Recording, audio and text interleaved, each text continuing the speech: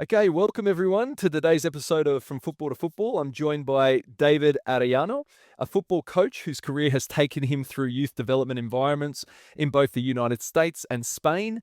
David has worked inside academy structures connected to Austin FC and now coaches in the ECNL with FC Westlake. If you don't know, guys, the ECNL is one of the top youth competition environments in the United States, and David's head coach there, which is quite impressive.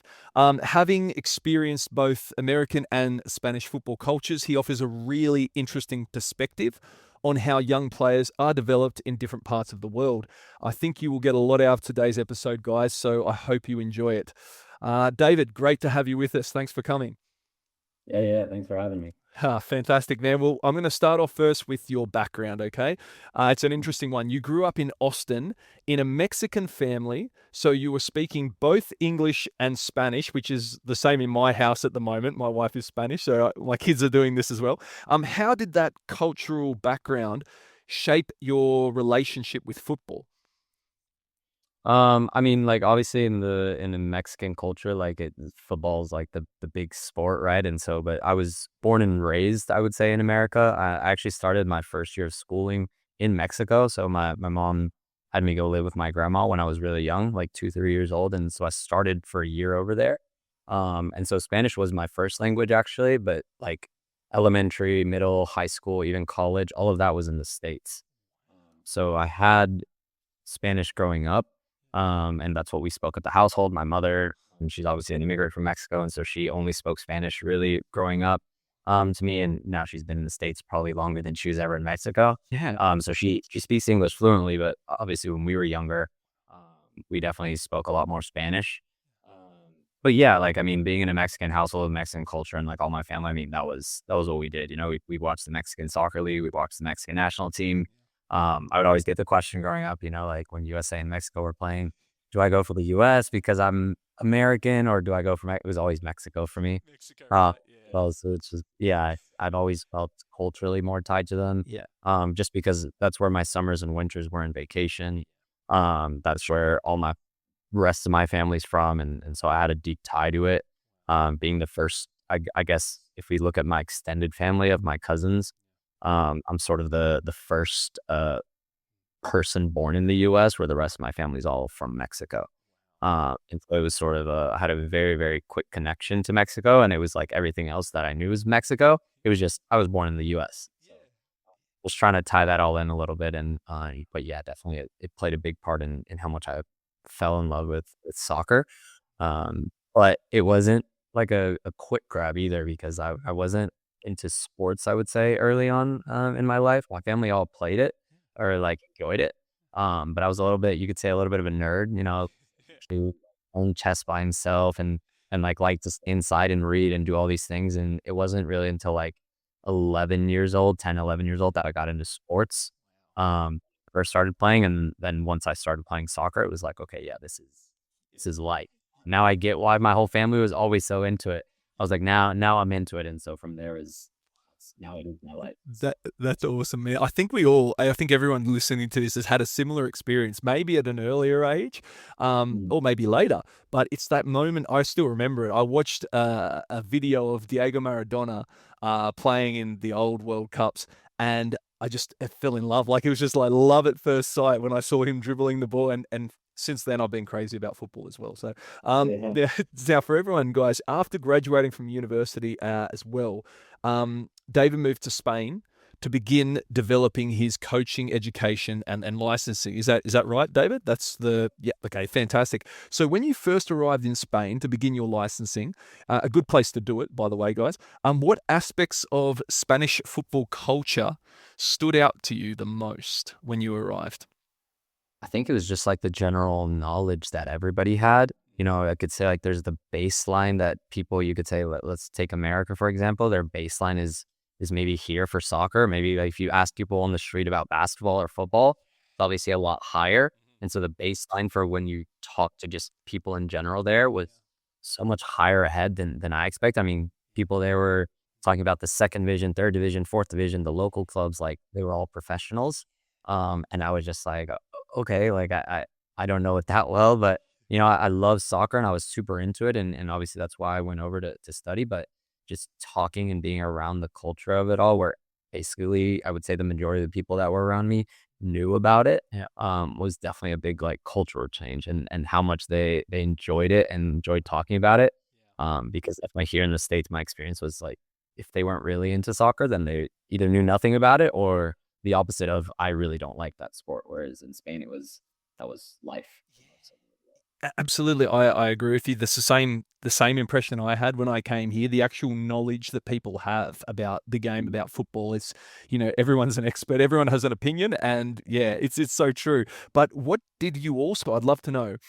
Learn that you didn't see as often in youth football in the United States in terms of the development of the young players in Spain. Why do they develop into such great players? Do you think, and maybe in the United States at the moment, I think it's catching up, but yeah. there's still a bit of a difference there. Yeah, I didn't get to see honestly as much as the youth as maybe like in the younger ages. And when I did work there, I worked with the juvenil, which Okay. is U17 through U19 for those that don't know. Yeah. Um, Yeah. so I never really got to work with the younger ones to hear it, but when you sort of go around with like, talking to other coaches and in courses and like seeing the kids play out on the playground and stuff, besides the fact that like they have like I mean, I remember I worked at a school. So when I went to Spain, I was what it's called an auxiliar. And it's an English language assistant. It's how a lot of people move overseas when they graduate college just to get a visa. So I worked at a school, and when you'd go out to the playground, there was, I don't know, 100 kids on the playground, and my first school was an all boys school. And out of those 100 kids, you'd see 10 soccer balls out on the playground, and there's 10 different games going on at the same time, but everyone is playing, right? And so there's that idea that everyone wants to play it, which that first off, I think in itself helps. Like we talk about here, like in the parks and the streets and stuff. What are the kids playing? Well, they're playing football first. Then if there's a basketball court, they're playing basketball. If they can find a soccer field, then they're playing soccer. And that's not without finding, say, baseball when they're playing catch with their friends. And so just that initial part of it was a big difference. But then the other part of it that I think you see a lot more from the Spanish coaching versus like what I've noticed, which is now good that it's trending up here in the US, is the tactical information that they receive. So their players were also just more tactically aware of things. You can get players at younger ages who understand whether it's like positional things or relational things of where to move, where to be, how to shape their body. Like all those things weren't talked about, even from what I remember when I was growing up here in the States learning to play. Wow, mate, this is a fantastic conversation, David. You are putting into words everything I always wanted to express. When people ask me about what's the difference with Spanish football, I wish I had the words to say what you just said. I'm going to tell them to listen to this episode because you put it so well, man. It's so true. It's the tactical knowledge, like it's the thinking off the ball that is just, yeah, it's so impressive. Very good, man. So then you went back to the US. You returned to Austin, where you worked with multiple age groups at Lone Star Soccer Club. What were I just guess the biggest challenges of managing so many different development stages, because we have here under 11s, 12s, 13s, 14s, 15s, like both girls and boys. Like, Mm. how do you juggle all that? Yeah, I mean, like there's that difference of, and this is probably why a lot of coaches, and I'm sure we'll get into it later, of why there's a good chance to sort of move and do your profession here. You take on a lot of teams because that also supplements your income, to be honest. Obviously, the more teams you have, you're getting paid more per team, and you don't, at least from what I saw in Spain, you don't see coaches taking care of three, four, five teams at a time. It's usually one, maybe two max, from what I hear. That's it. Uh, but yeah, I mean, that's what makes it the challenge is you can't invest the time that I think is necessary to give the proper like coaching and development and reflection even for yourself when you're managing five teams. And so I think the biggest hurdle was one for me was I was still a fresh new coach. And so a lot of my time coming back was just trying a lot of drills, trying a lot of different things, different ideas, seeing what worked, what didn't work, like just journaling, like, well, I like this drill, I don't like this drill, what can I change about that? And obviously trying it at different age groups.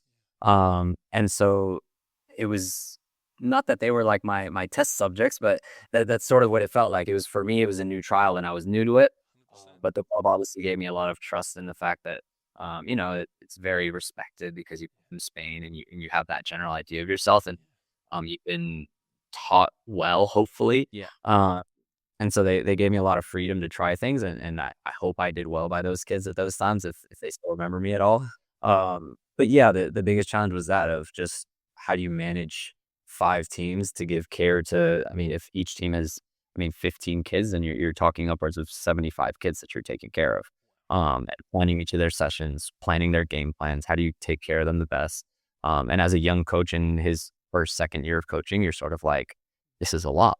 So that was definitely the biggest challenge. It's just the number of players. Yeah, it just seemed like such an intense, period of training or development for a coach to be thrown into that. But it's also, on the other hand, it's very useful, isn't it? You have immediate feedback from all these sessions, one after the other, after the other, after the other, and yeah, you're getting real time feedback. It's not just a lot of time between one session and the next, thinking it's actually putting it into practice, which is fantastic. It's fantastic. And then after this period, you return to Spain again, right? With CD Mostoles. I think that's I don't know how to pronounce that well, but I'm hoping that's it, more or less. Do you want to say it, David? You say it properly. CD Mostoles, yeah. Thank you. That sounds so much better. Oh my God. Okay, so you then return to Spain, work with these guys in the juvenile category. Yeah. And how different after that experience working with all those youth teams in America, now you have something really to compare with. How different did that competitive youth environment there in Spain feel from what you were doing with Lone Star in the US? Yeah, it was a huge jump, to be honest. I mean, like, I had obviously taken 5 teams, and going to Spain, I was obviously going as an assistant, and that's sort of what I prefer once I move over there, because I don't know how they manage. I mean, obviously here in the US now I've learned it, but the parent communication, the emails, like how you sort of manage those things, and I wanted to learn as an assistant over there, obviously first. But for context, at that time, Seven Mostoles was one of the few, if not the only club that was, I guess you could call non-professional academy that had all of their teams in the top categories. And so what you normally see in Spain is, so there's the División de Honor, which is the top age group in the juvenil. Then there's the Nacional, and then there's the Autónoma. And so in the juvenil age group, there's those 3 ages. And they had all of their A team, B team, and C teams, sort of what Real Madrid would do with their Real Madrid A, B, and C. And so we were sort of matching that, which first, I guess what you would call a smaller club there, even though they're quite big in that area, it was a challenge. So we knew most of our goal was definitely not to win the league, but to compete and hold our place in the league. Exactly. But it was highly competitive, because what you have then because I had the Juvenil C, I was assisting with the C group. You have a lot of what would be the U17 players, but compared to other clubs that maybe aren't doing as well, like I'm trying to think of a local club, Pozuelo, something like that. Maybe their A team is in that division. And so U17s are playing against 19-year-olds. Exactly. And it's the same, the Atletico Madrids, the Rayo Vallecanos, all their C teams are all competing against these older age groups. And so we knew that our goal wasn't to win the league, it was just more to compete it and see how we could do it and maintain the spot. And knowing that it was going to be that intense, going into this season, I was definitely shocked. One, by, again, it went back to the tactical preparation that they had for it. I mean, I tried to give my kids what I could give to them at Lone Star, and I wasn't anywhere near that competitive. I had some of my teams in lower divisions and some in like middle tier divisions. I didn't have any of the higher tier teams because I was the new guy. I was new to it all. But then moving to Spain, I mean, this was one of their top groups, obviously. And so just assisting it and learning from the head coach at the time, I was just like, wow, like this is like, it was all the prep, all the scouting that we'd have to do for the teams, making sure that we could game plan for them. And there was so much more involved into it that, yeah, the tactical preparation was much different than I had experienced before at that level. Wow. So this is the tactical side of it was a real eye opener for you. And I'm guessing since then, have you taken that into your kit bag, so to speak, and used that from now on? Yeah, definitely. And I guess after that, and maybe I'm jumping ahead a bit, but then obviously when I came back and joined an MLS academy, that's sort of the MLS academies are sort of into that a little bit more. And so it's definitely growing. And I would say I'd like to give credit to Austin and the people that we worked there at the beginning. We had a lot of Spanish people as well. And I was lucky and fortunate to work with some incredibly smart people, and coaches as well that, we thrived on that too. We didn't have the strongest pool of players comparatively to, a New York, a Dallas, a Houston, because they're 10 times the size of Austin. And so when you don't have that level of player, then you have to tactically, you have to be able to adjust against it. And so it helped definitely coming from over there to here and seeing like, okay, like we can manage this. And if we do our job right, like we'll be able to at least compete against these bigger markets, and credit to all the staff and all the people that we worked with there at the beginning. Cause yeah, I learned a ton from them, and I think it helped the club in its initial stages. Very good answer. And speaking of Austin, this is the great segue because speaking about that Austin FC Academy, you joined these guys through an internship, right? Connected to the Football Science Institute while studying their master in high performance football coaching. And then from there, you've progressed from intern to assistant coach and later head coach in the academy. Like, how did that come about? Was that just a natural process for you? Was it an easy, like, step-by-step process? Like, what happened there? How did you manage to get that opportunity? Yeah. Well, initially I had actually, so I, the ways of the world, and this is sort of the way of how soccer or football works. Yeah. When I first was moving back to the US, after coaching or getting my licensing in Spain, I had met a friend whose husband happened to work at Atletico Madrid at the time as a high performance coach, or strength conditioning coach, what a lot of people know them as. They were happening to move back to Austin at the same time I was going to move. So, she's an American, he's Spanish, and they were going to move to the States. And so we started a friendship there, and we worked at different clubs while we were here. And then he actually was one of the first hires at Austin FC. And so he was part of their academy, and I was like, hey, like, I'm not really sure what my next steps are, but like, is there any chance for me to get in? And so we sort of had a talk, and he was like, look, man, like, while we figure things out and while the academy's ready, like, go back to Spain. And he's sort of the one that connected me to Sede Móstoles. Wow. And so then now we fast forward to after that year, we had conversations with different people, and that's when they sort of put me on to FSI. And the people that run FSI are incredible. I mean, I thank them a ton for everything that they've taught me, and just the network of support that they have. But we basically met, and they were starting a partnership with Austin FC, and they wanted to know if I was willing to do an internship somewhere and things too. And I was like, well, Austin is sort of my home too. And so it all sort of aligned, and those things were great for us to do together. And so it was around the time that I was sort of planning to come back anyways too. And so being able to work at the MLS club of my hometown city was sort of a dream for me. That's amazing. And so, yeah, that's how that all sort of got connected. And so, yeah, now I'm at Austin. I started as the assistant coach of two teams at the time, which is the U14s and U15s. Yeah. And then in the world of MLS soccer, and probably anywhere in the world, right? There's a lot of turnover constantly, whether we like it or not. And usually, hopefully for good things, that coaches are getting better opportunities, which I think in our case, there's a lot of good opportunities for some of our coaches. But that opened up spots. And so there's constantly change between December and August. And so my change went from that. Yeah, I was an assistant with the 14s, 15s. Then they asked me to sort of assist with the U12s and U14s as they readjusted the 15s. Then I became full-time with the U12s. And then after another change, then the the head coach of the U12s went and took over one of the older groups. And then I was sort of left in that spot. And thankfully they trusted me to sort of take over from there. And then it was in my last year, it was about now, I guess, a year and a half ago, that then after taking the U12s, we shifted our age groups. I think the whole MLS did it. So U12s through 19s, no, 12s through 17s. And then it all shifted over to 13s to 18s. And so that shift happened. We got rid of our 12s team, but they asked me to take the 14s of it. And I did my job and did as I did. And I really appreciate them trusting me to take that on for a year. And yeah, it was a great experience. But yeah, it was a long journey, and there's good time there, and I really enjoyed it. But I mean, the biggest thing is, yeah, I mean, I got to enjoy being with an MLS club of my hometown, which is sort of like a childhood dream in a sense that you get to help the kids in your city where you grew up.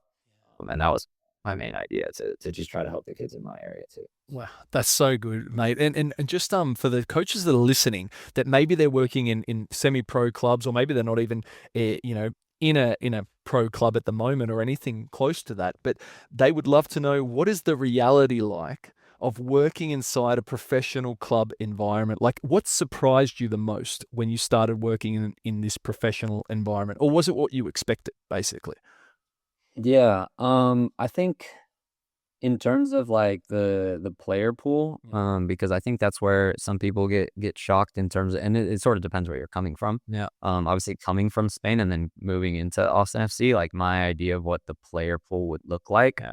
was I would say I sort of overshot how good I thought the Austin kid would be, and originally, and no blame to them because they've developed to be great players. Of course. But Spain's so much further ahead at the time, and still I would say. But when I came to the pool and started watching them, I was like, this is the best players that we have. But it's okay, like that's part of it. It's a process, and it's not going to be right away. But so the player pool is sort of what I expected to be hard. Like, I don't know if I'm going to be able to help these players. What can I teach them? What can I do that they don't already know because they're already at professional environments? But there's so much that thankfully to everything I had learned and been around the environment in Spain that I came in and felt like, okay, I feel tactically, I feel good about myself. I can help these guys. Technically, there's little pieces that I think I can still add to them. And then once you're around the rest of the stuff, then you start to notice, and then you get comfortable, and you sort of know, okay, now I know what I can teach them and what the player pool is like. But I think what shocked me the most is maybe just how much time we invested into them. Obviously, being only an assistant in Spain, I didn't get to see all the work that went maybe behind the scenes. Whereas with Austin, I mean, we were there. I mean, once I was head coaching and things like that, because as an assistant, I still had a second job, which is I think something that maybe people don't realize, that when you enter an MLS environment, it's not like you're gonna be a rich person. It's not that right away, to be honest. Maybe some MLS academies, maybe some all academies in the world, but football is one of those things that you sort of do have to work your way up, and you really have to love what you do. Uh, I think so when I started, I definitely had a second job, so I wasn't able to be in the office as much. But when I was able to go full time and then take over as a head coach, especially, and just do soccer, it was, I was there some days at 10 o'clock, and we're there until 8 p.m., 9 p.m. when the day ends. And I mean, thankfully they gave us lunch there, so we got to be in the first team environment, being around other stuff, and you want to be there, right? So you could go watch first team training, you could watch the second team train, you could talk with the people in the office, share ideas, and so all the work that goes on behind the scenes, and the time that you should invest to properly develop kids, um, is a big shock for people. And I think people that aren't in professional environments or haven't seen that before think sometimes it's very much like, oh, I just have to plan my session. I can do it in 30 minutes, and then I get to enjoy the rest of my day until practice begins. It's like, well, no, when you really get into it, there's so much more that you have to do, and take care of to do your job right, if you really want to do well. David, that is a fantastic insight. Guys, I can totally back up what he's saying. From all the coaches I've talked to, this is a common theme. It's a very common theme, and it's a big misconception I think a lot of people have about coaching at high levels in other countries, in pro leagues. They think, oh, well, they're going to make a lot of money. Obviously, it's just you only have to turn up for the trainings, and then you've got all this free time, and it's great. But the reality is, a lot of these coaches are actually not that well paid. There are a few, there are lots of leagues where they're not that well paid. Sometimes they're not paid at all for many, many months, but they do it anyway because it's a passion, right? And if you added the hours that you actually work, in this job, if you're working in any other job, you would be paid probably a lot more money than you're being paid for your hour, but it is, you have to be passionate. I really feel like you have to love what you do. And I think you do, David. It comes across, man. I would love to know, man, for these coaches who want to work internationally or experience different football cultures, okay? Because you've done both. You're in a place at the moment, US, which is a place I hear a lot of coaches would love to go and coach, but also you've left the comfort of your home and your comfort zone to go to Spain and develop yourself as a coach. So in both of these aspects, I'd love a bit of advice. Firstly, about leaving your comfort zone, going to another country, how that is, and would you recommend it? And the second thing would be, if anyone wanted to work in US, is it possible? How could they do that? So, yeah. Yeah, I mean, leaving the comfort, I mean, for me, it was if for me as to be a better coach, I have to learn from the best and try to make sure my education is always going. Because and I'm sure every coach will say this, and hopefully every coach does this, but you have to keep developing yourself, right? And so for me, I knew once I graduated college, that was one of my things of like, well, where can I go study to become a coach? And luckily, through connections and through all these things, and then obviously through people telling me like, well, you speak Spanish, why don't you just move to Spain? Those little trigger ideas were sort of like, yeah, I mean, why not? Like that's for a lot of us here in the US, you sort of see, Spain is one of the meccas of football, where you can learn and play. And so I think leaving the comfort is important when it's going to help you grow. And it wasn't like I was moving to Spain to make a lot of money. I wasn't actually even getting paid when I was assisting at Móstoles, but again, I had my second job in the mornings. I'm teaching English, and that made enough for me to live and survive. And I would say I wasn't even just surviving; I was having a great life. It's I think that's one of the fears when you move abroad or out of your comfort zone. But I think it's safe to say like you're not the only one going through those things, and so if other people have done it, like don't be afraid to try it, because if you feel like, well, I don't know if I'm going to be able to have enough money, make enough this, am I going to have enough hours in the day? I don't know. You're not the only one that's ever done it. And if they've done it before, you'll find a way. So if you really just like throw yourself there, things will happen for you. So and there has to be some planning. I think you have to coordinate things for sure, but I think it's definitely all possible. So for me, moving there was like, we'll figure this out. And I had my plan and I had my things, but things changed completely all the time since I was there. But yeah, I think moving and out of your comfort zone, the biggest thing should be like, is it going to help me grow? Right? Is it going to be good for me? Is it going to make me a better coach? Is it going to make me a better person? Besides hey, I'm moving because I'm probably going to make more money there. Yeah. That I'm sure that comes, and that's definitely an idea for some people. And I understand it, especially in the world of soccer, and we all have families and stuff to take care of. But the initial idea is yeah, like, is this a good experience for me that'll help me? And then the second part, I mean, moving to the US, the biggest part is usually, I mean, at least for foreigners and people that I talk to, it's the visas. That's a part, that it's really difficult. And situations and everything going on in the world. I mean, I'm sure it's not any easier to get into the US. Like through working visas, student visas are one thing, but then getting a work visa or getting someone to sponsor your work visa, that's usually the hardest part. Foreign coaches are pretty valued here. It obviously depends on the country. But it's just that cultural idea that, most of the world is ahead. And so I would say, I don't know how long that's going to last, right? Because I think there's such an influx of coaches that it's almost like the society here, the culture is almost becoming desensitized. It's sort of like, oh, it's just another Spanish coach, it's another English coach, it's another Italian. Like, you have tons of them now already. And so that is sort of maybe a thought for people that are thinking about it, of like, thinking about it, don't wait. No, because you never know when the door might close, and now they're sort of like, hey, we have enough of you. And on the other end of things, I think the American coaches also want to keep their spots as well, in the same way that if I go to Spain, I'm sure they're going to be like, well, why would we hire an American when there's a ton of good Spanish coaches? At one point, the US is going to say, man, let's develop our American coaches as well and take care of ours first too. It was fair to them. And so I think for all the foreigners that want to come and enter here and coach, do it soon and try your luck at things. And there's tons of jobs here. There's tons of clubs. You're not always going to get into right away, obviously, to the MLS academies, or the bigger clubs, but I think you can make a big impact at a lot of the smaller clubs that will take notice very quickly. And that'll help you move up, as long as you're willing to actually do it for that sense, right? That you're coming here to make an impact, to show that you can be players, to show that you can help an environment, instead of like, hey, I know I'm coming here for a paycheck, because that's what I think a lot of people tend to come here initially for. Wow, great answer. I completely agree with that. It's the same I'm nodding my head because it's the same situation for my country in Australia. Like exactly what you're saying is how we view the foreign coaches as well at the moment. And I think now's the time to try and do that, but with the idea, with the mentality, with the presentation that you're going to help and give back and try to help them develop. Because you're really interested in working in that country, not just for the paycheck. Exactly as you said.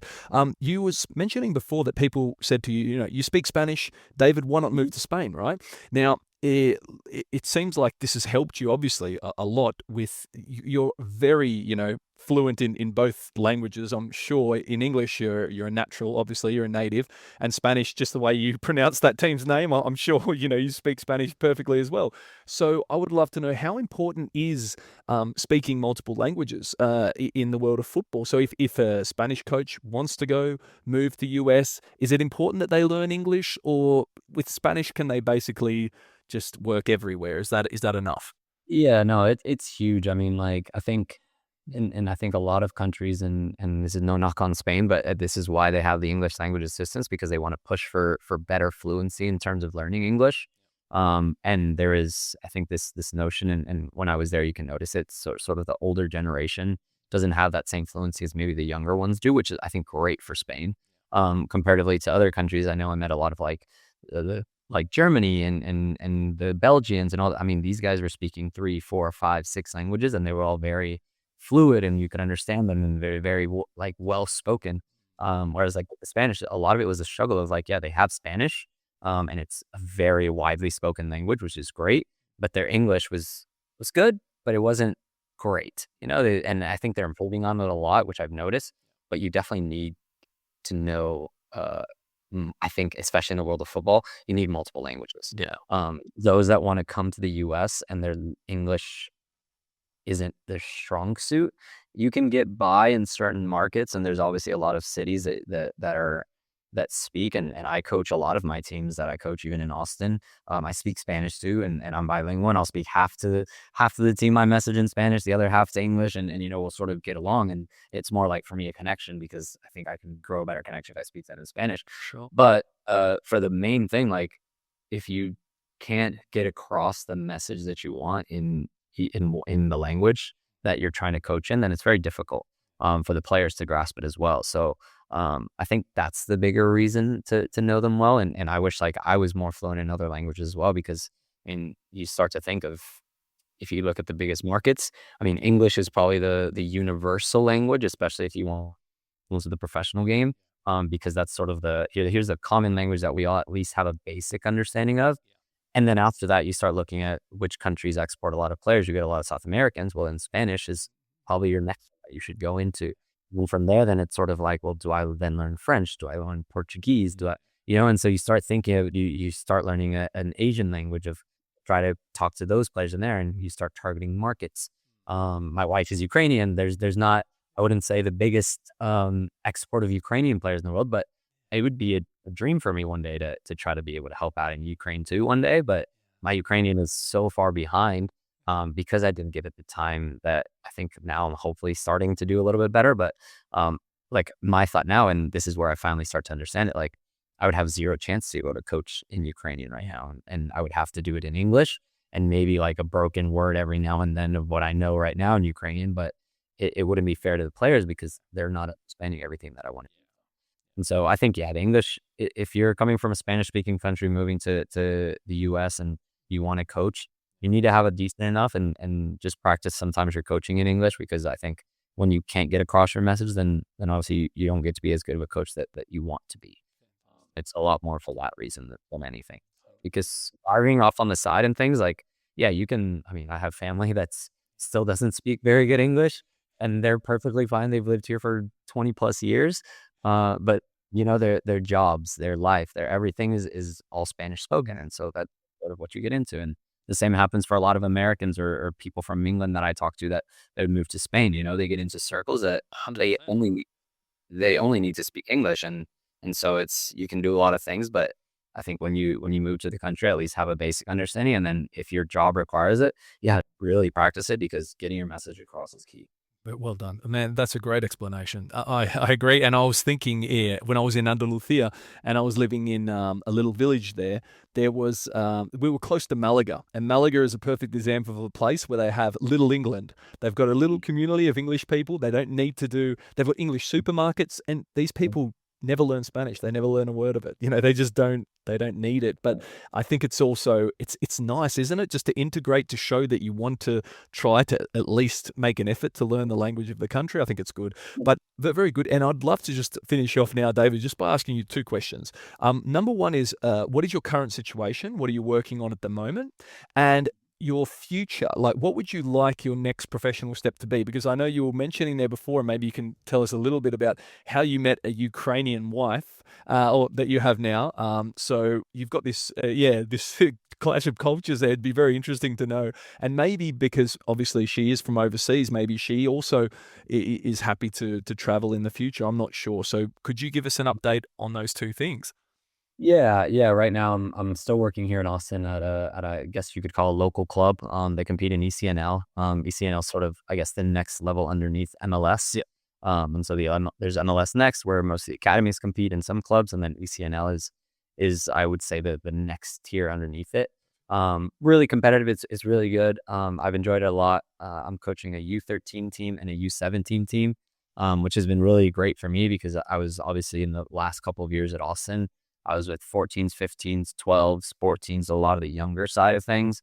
And I definitely missed seeing the older ones from even at Moslet. I was with 17s to 19s, as I said before.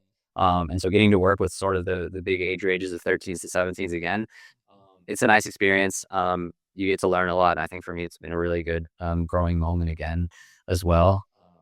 And the club has been wonderful to me, and it's definitely growing, and they're trying to make a bigger impact in Austin. And so I really hope that we can do it and keep growing, because I think there's a lot of room and potential for Austin to keep growing as a soccer market. And I hope Westlake is a part of that. But as far as like future plans, yeah, I mean, yeah, so I met my wife when I was living the first time in Spain. We were both in Madrid. I was teaching English, and she was an au pair, or some say a live-in nanny, Yeah. for a family there. We met our last like month while we were there. Started long distance relationship. It sort of went for it, and it's one of those like when you know kind of things. We did long distance for like 2 years. I proposed after like about a year and a half, year, and then COVID hit. We couldn't see each other for 9 months. And then that's when we sort of, it was my time also still in the US. And that's when I was like, well, let's just move back to Spain. And I was going to coach there, and she was able to move there as a student. And then we ended up getting married in Ukraine, just because it's a little bit faster, the process. But yeah, and then obviously when the war started and stuff, and I had moved back to the US, we had obviously already applied for her to try to come to the US, but her paperwork was still going. We're really lucky and thankful that at the time, I reached out. Thanks again. Social media is a huge thing, and I think networking is massive. But we ran into some massive help of some local political officials that were able to reach out to me off of social media, because I tweeted and Instagram and everything I could post to see if anybody could help us with the situation when obviously the war was started. And they actually helped us sort of expedite her process. Wow. Which was massive. And so she was able to come. Obviously her family had to stay, which was unfortunate, but they're still safe over there, which is great. But yeah, now she's been here about 4 years. And as much as I am ready to go back, I think she's definitely more ready, more for her family. Definitely misses and she misses European culture, which I understand it. Yeah. Being in Spain and being around the city life and public transport. There's not any of that in Austin. There's buses and stuff, but everyone drives. 100%. Uh, she's been here a while, so I think she's very open to leave whenever I'm ready. And so whatever our next steps are, we've definitely talked about Spain. Yeah. That's a huge destination for us, because we really, Madrid was one of those places that once we were there, we were like, I could see ourselves living there. Yeah. So chance to go back to Madrid, I would love that. The biggest thing would obviously be if I can get into the same thing. Now I've been in an MLS academy here in the US, which is, I'd say, the highest academies that you can get into here. I would to get into a professional academy in Spain, and I have to start as the U7 assistant coach, but I'm in one of the bigger academies. I would love that just to learn and see what it's like over there, Wow. at one of those top academies in the world. So that would be the dream, I think, right now is be able to go there. We've obviously explored Ukraine, but with the situation, it's maybe not the best time for it, but and gives me probably a bit more time to learn Ukrainian. Uh, all that happens. But yeah, I think if we had to choose, she's very open to follow some of those things that we talked about early in our relationship of, hey, you're getting into a relationship with a soccer coach, and our life might move us around a lot, and, especially at young ages. I'm coaching a lot in the evenings, and so we all not see each other. And I'm very thankful to have an incredibly supportive wife and one that loves traveling. And so she's like, look, David, if your job takes us place to place every 2, 3, 4 years, like she's happy. So we say that for now. We don't have kids, and so we're very happy going and traveling, and we like to move around. But I have a very supportive wife in that sense. But yeah, I think ideal destination if I had to choose one, hopefully Madrid. Definitely was back there a little bit. So That is so good, David. You're absolutely right. The managers that I've spoken to as well, that is another common theme, man. The wives seem to be saints, like angels. They are willing to follow you guys around the world. They're okay with the fact that you are a football coach, which is very difficult for a lot of women to accept, because it moves you all over the place. But the support they give you is, I think, fundamental. Like without that, it wouldn't work, right? It would not work. So David, I really appreciate your perspective today, mate. You've spoken so well on so many different topics. Anyone that is passionate about development and long-term learning, basically your story shows like continuous education, adaptability, curiosity, all of these things that truly shape a good coach. And you're still very young, man. You're going to, I'm sure, everybody follow this guy, David Arellano, and follow his career, because I think you're going big places, man. And if anyone's listening, and hey, if you're working in Spain, guys, get in touch with him. Okay, on LinkedIn, he's got a really nice profile there. Send him a message, because I think he'd be a great addition to any academy here. Thank you so much for sharing your journey with us today, David. Really appreciate the time. yeah, no, thank you. Thanks for having me. And yeah, I'm open to always have conversations with anybody. So if anybody wants to reach out, it's a blast. So it's good for us to all connect. Fantastic. See you later, mate. Bye. Thank you. See you.